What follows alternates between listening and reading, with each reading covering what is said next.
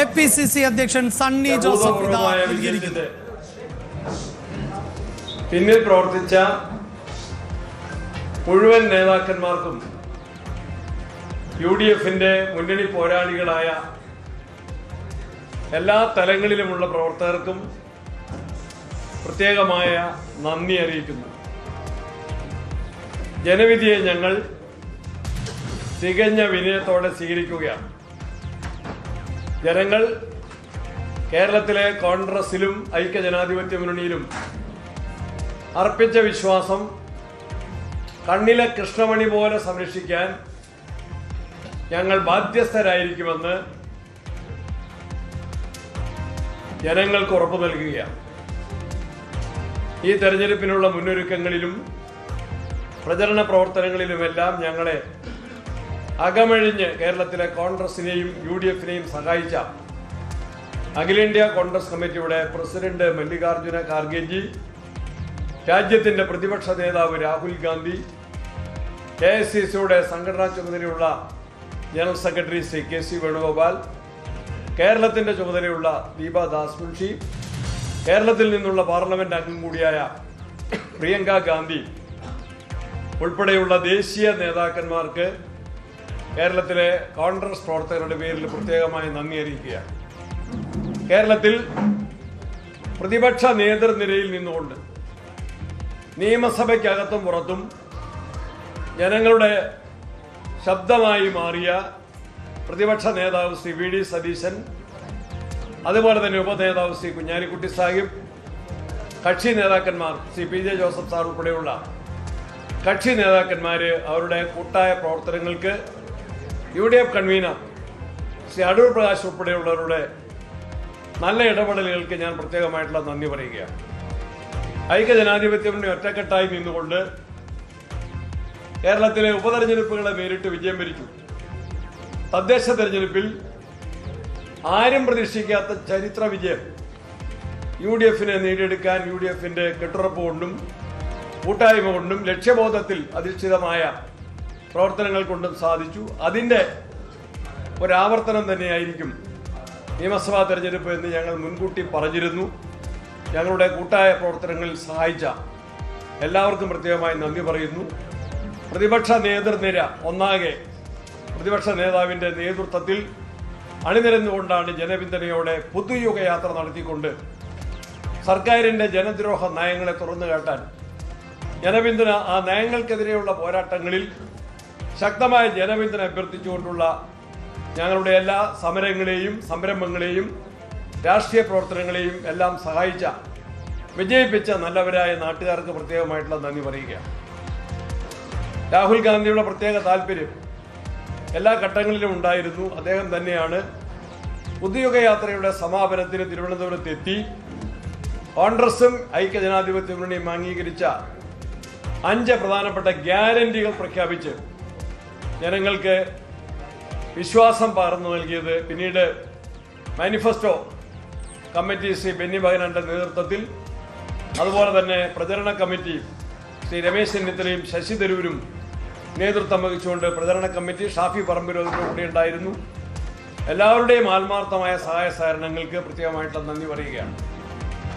അതേപോലെ തന്നെ നേരത്തെ KC വേണുഗോപാൽ വാർത്താ സമ്മേളനത്തിൽ പറഞ്ഞതുപോലെ തന്നെ കോൺഗ്രസിലെ സ്ഥാനാർത്ഥി നിർണയവും ഐക്യജനാധിപത്യ മുന്നണിയിലെ സീറ്റ് വിഭജനവും തികഞ്ഞ ഐക്യത്തോടെ നടത്താൻ സാധിച്ചത് വളരെയേറെ അനുകൂലമായൊരു ഘടകമായിരുന്നു. കോൺഗ്രസിന്റെ KPCC ഭാരവാഹികൾ, ജില്ലാ കോൺഗ്രസ് കമ്മിറ്റി പ്രസിഡന്റുമാർ, രാഷ്ട്രീയകാര്യ സമിതി അംഗങ്ങൾ ഉൾപ്പെടെയുള്ള മുതിർന്ന നേതാക്കന്മാർ എല്ലാവരുടെയും അകമഴിഞ്ഞ സഹായത്തിന് ശ്രീ AK ആന്റണിയുടെ പ്രത്യേകമായ ഉപദേശ നിർദ്ദേശങ്ങൾക്ക് ഞങ്ങൾ പ്രത്യേകം നന്ദി പറയാൻ ഈ അവസരം ഞാൻ ഉപയോഗിക്കുകയാണ്. തെരഞ്ഞെടുപ്പ് ഫലത്തെ വിലയിരുത്തുമ്പോൾ സർക്കാരിൻ്റെ ജനദ്രോഹ നയങ്ങൾക്കൊപ്പം തന്നെ അത് വിലക്കയറ്റമാണെങ്കിലും തൊഴിലില്ലായ്മയാണെങ്കിലും കാർഷിക മേഖലയുടെ പ്രതിസന്ധിയാണെങ്കിലും വന്യമൃഗശല്യമാണെങ്കിലും അതെല്ലാം ഞങ്ങൾ ജനപക്ഷത്ത് നിന്നുകൊണ്ട് ഞങ്ങൾ ആ കാര്യങ്ങളിലെല്ലാം സമരം ചെയ്യേണ്ടടുത്ത് സമരം ചെയ്യാനും പ്രചരണ പ്രവർത്തനങ്ങൾ സംഘടിപ്പിക്കേണ്ട അതിനും ഞങ്ങൾ പരിശ്രമിച്ചിട്ടുണ്ട്. അതോടൊപ്പം തന്നെ ഈ സർക്കാരിൻ്റെ അഴിമതി, അക്രമം, അഹങ്കാരം, ഇതിനെല്ലാം ഏറ്റ ഒരു ജനവിധിയാണിത്. അഴിമതി നമുക്കറിയാം. ശബരിമലയിലെ സ്വർണ്ണക്കൊള്ളയിൽ CPM-ന്റെ നേതാക്കന്മാര് പ്രത്യേക അന്വേഷണ സംഘത്തിന്റെ അന്വേഷണത്തിൽ പിടിക്കപ്പെട്ടു. അവർ ജയിലിലാക്കപ്പെട്ടു. അവരെ സംഘടനാപരമായി മാർക്സിസ്റ്റ് പാർട്ടിയിൽ നിന്ന് യാതൊരു അച്ചടക്ക നടപടിയും സ്വീകരിക്കാതെ മാസങ്ങൾ ജയിലിൽ കഴിഞ്ഞ പ്രതികളെ CPM നേതൃത്വം സംരക്ഷിക്കുകയായിരുന്നു. അവർക്ക് ബഹുമാനപ്പെട്ട കോടതികൾ, ഹൈക്കോടതി മുതൽ വിചാരണ കോടതി മുതൽ ഹൈക്കോടതി, സുപ്രീം കോടതി, അവരെല്ലാവരും കാര്യകാരണ സഹിതം അവർക്ക് ജാമ്യം നിഷേധിച്ചു. അവർ ജാമ്യത്തിൽ ഇറങ്ങുന്നത് കേസിന്റെ അന്വേഷണത്തെ സാരമായിട്ട് ബാധിക്കും എന്ന് കോടതികൾ ആവർത്തിച്ചു പറഞ്ഞു.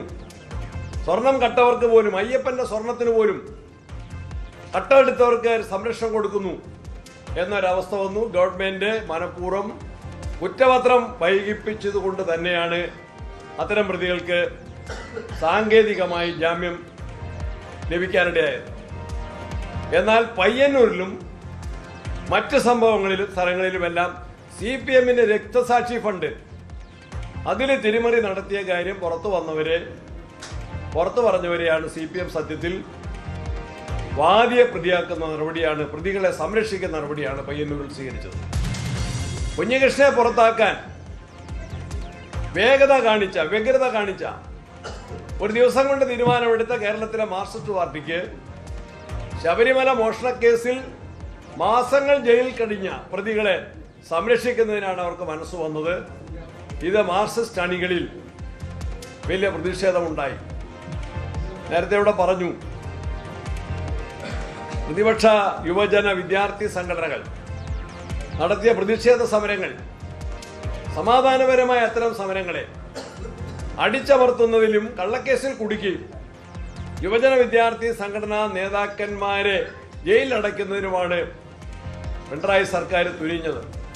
മുഖ്യമന്ത്രിയുടെ ആ ഒരു വാക്ക്, പോലീസുകാരെ ചെടിച്ചട്ടി കൊണ്ടും ഹെൽമറ്റ് കൊണ്ടും അടിച്ച യൂത്ത് കോൺഗ്രസിന്റെ പ്രവർത്തകരെ ഗുരുതരമായി പരിക്കേൽപ്പിച്ച സംഭവത്തെ രക്ഷാപ്രവർത്തനം എന്ന് കേരളത്തിലെ മുഖ്യമന്ത്രി വിശേഷിപ്പിച്ചത് ജനങ്ങളിൽ വലിയ രോഷമുണ്ടാക്കിയ കാര്യം തന്നെയാണ്.